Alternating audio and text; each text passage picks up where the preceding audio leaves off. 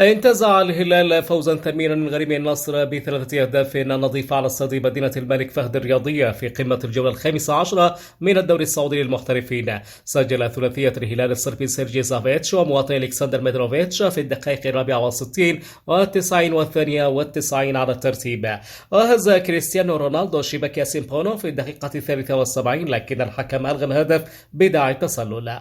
وتعرض على البلاه مدافع الهلال الطرد في الوقت المحتسب بدلا من الضائع للشوط الثاني لينهي الفريق الأزرق المباراة ب10 لاعبين.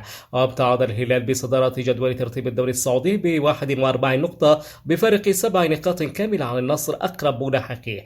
وكسر الهلال سلسلة من 20 مباراة للنصر بدون هزيمة في كل البطولات منذ الخسارة على يد التعاون في الجولة الثانية بالدوري في أغسطس الماضي. في المقابل مدد الزعيم سلسلته بعدم الخسارة إلى المباراة رقم 22 في كل البطولات.